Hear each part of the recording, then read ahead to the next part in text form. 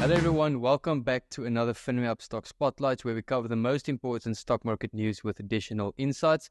And today we've got a few other elements to add for you, and one of them includes an exciting announcement. So first, kicking off with our annual stock picks, so Paul's picks and my picks, where we both chose, I chose 10 companies, Paul chose a bit less, and it's a competition to see who performs the best over a year. So far, my portfolio is up 19.5% and Paul is up 31.8%. So both are good, but Paul is giving me a beating over here. On my side, leading the way is Foresight, Ethereum, Bitcoin, AMD, and On. On Paul's side, it is also Bitcoin, Ethereum, and Pan Africa leading the way for him. Impala, Platinum dragging him down a bit. Luckily for me, unfortunately for him. So what do you make of the performance so far, and you know, Ethereum, Bitcoin exploding? That's why you're doing so well. Yeah, any insights? Yes, the Bitcoin, the crypto is going nuts, Higgo. We actually reached an all-time high in dollar terms of 69,000 something, but it only lasted for 4 minutes because the moment it was reached, everyone sold because remember, it's always like that. A previous all-time high is a big resistance area. So the moment it did, everyone sold. It actually went down from 69 all the way to 59.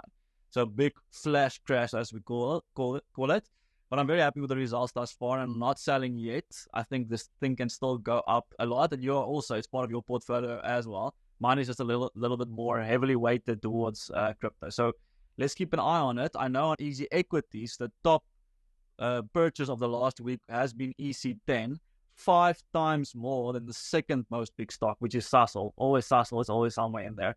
So retail easier. The John Doe, Jane Doe, the Afrikaans, the Jan Alleman, they are now buying on Easy Equities. So if that's you, community viewers, that's probably you. Welcome to the club. Let's hold our thumbs for the next 6 to 12 months. Yeah, it will definitely be a volatile ride, no doubt about that. So then moving on to the big news. So FinMeUp started as a financial education platform a few years ago, but we wanted to be more. We wanted to be financial companions, and that is why we launched FinMeUp Financial Companions, and in traditional sense, that's financial advisors. And Paul was the first, and many of you are happy clients. It's on to the news, and we hinted towards that, but I am also now a financial advisor under supervision, and I can share the full licensing and disclosure info with you over a call. But I'm really excited about this. I've been passionate about investing since I was in primary school, about 12, 13 years old. And I was always a kid in class, hiding my phone, reading up about investing. So I'm really excited to do this and to be able to do it alongside people and to build wealth. So I'm very excited. Just note that due to capacity, I'll only be able to accommodate 50 clients for the time being. So first come, first serve. You can book a call with me. The link is in the description. You can also book a call with Paul. Link was in the description. And we're excited to do this journey with you, as we already with many of you. And then another announcement there was no announcements in this week. And that is a favorite to many and also a non-favorite to many. Paul, I know you at the moment aren't a favorite, but that is Purple Group. So there was no new news announcement, but I just wanted to be transparent with you with what I do. And I started buying Purple Group shares again this week. I started buying Purple Group. I bought at 33 cents and accumulated a bit more after that back in 2020. And then I sold sometime, it was last year or 2 years ago, I can't remember, but it was around R2.20 shares.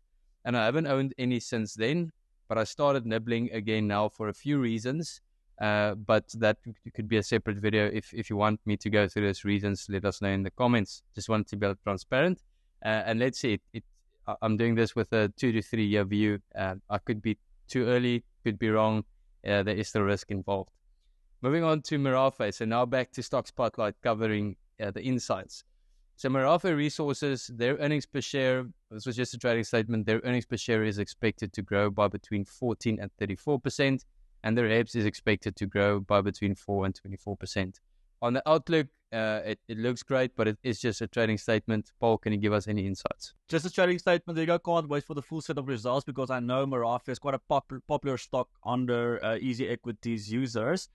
Yeah, did very, very well. Share price also doing well. 23% dividend yield. Ouchie. That is a massive dividend. So even if you're just here for the dividends, that you're going to be a happy chappy. And of course, just Merafe, for those of you who don't know, they turn chrome into ferrochrome, and ferrochrome is one of the main ingredients in stainless steel. So, and stainless steel, of course, are used in many applications, buildings, construction. And then one step further, the main player in that game is China. So if China is building, more stainless steel, higher demand, higher prices. So yes, I can't wait for the full statement because I actually owned Merafe last year. I don't anymore.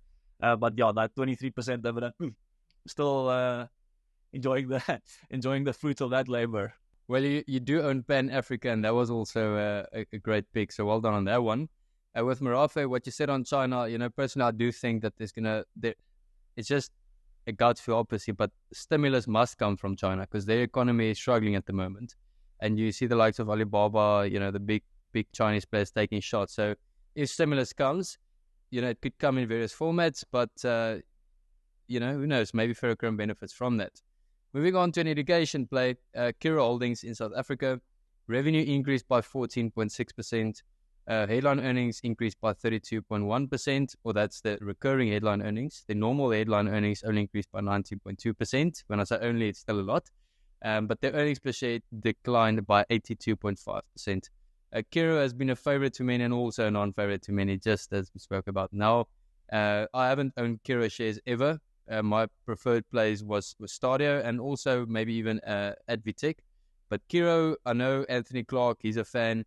Paul, are you a fan, or what do you make of these results? Higgo, I've never been a fan of Curro as an investment case. The school, of course, they have the strategy where it's going to be a private school and they're going to build as many schools as possible, and they have managed to do that. And by building so many schools, the fixed cost element of this whole operation is very, very high. So now you've built all the schools, so the next challenge is, can we fill up the school?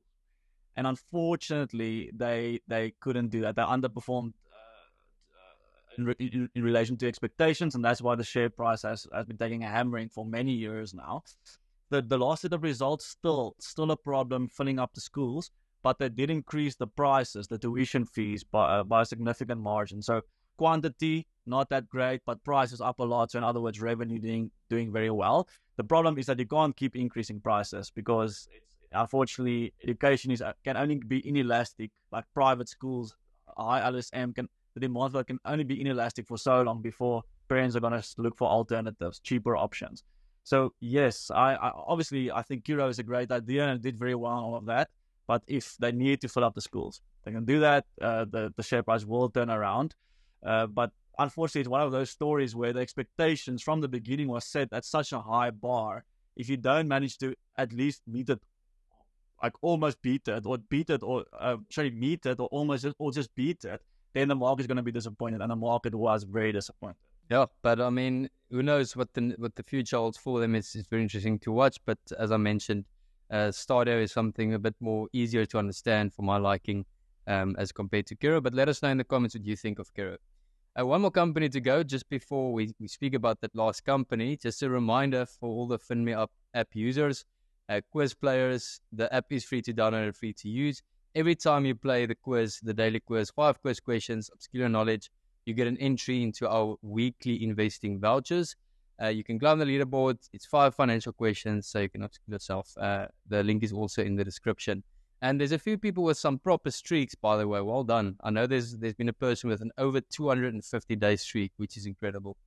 Finally, Shoprite. So Shoprite, we all know Shoprite and Checkers, and they've just been dominating. It's now been 58 months of uninterrupted market share gains. That is next level, and they've been eating the pie from Pick and Pay. And there's always a big debate between these two. Obviously, Shoprite, from what we can see, is the base play. I mean, if you take market share like that, the question is, will it remain?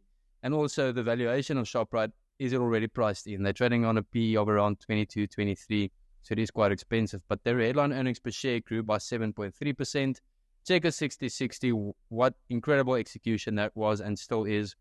They increased their sales by 63% over the 6 months. Incredible performance there. And the 51 stores acquired from Merafe Holdings that they also announced previously. So yeah, a lot of things happening at Shoprite, a lot of incredible execution, time after time, period after period. The question is just, is it already priced in?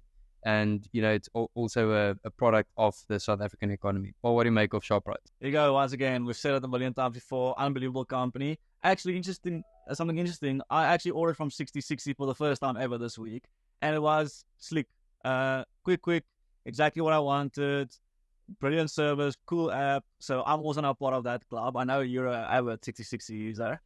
So yes, I'll be continuing to use 6060 in the future, definitely. So for those of you who haven't tried it, try it just to try it. It's 35 Rand delivery, but all the other prices is exactly the same. So it's not like you're paying a little bit more like you do on Uber Eats. Like it's exactly the same price as is in the shop. You just pay 35 Rand.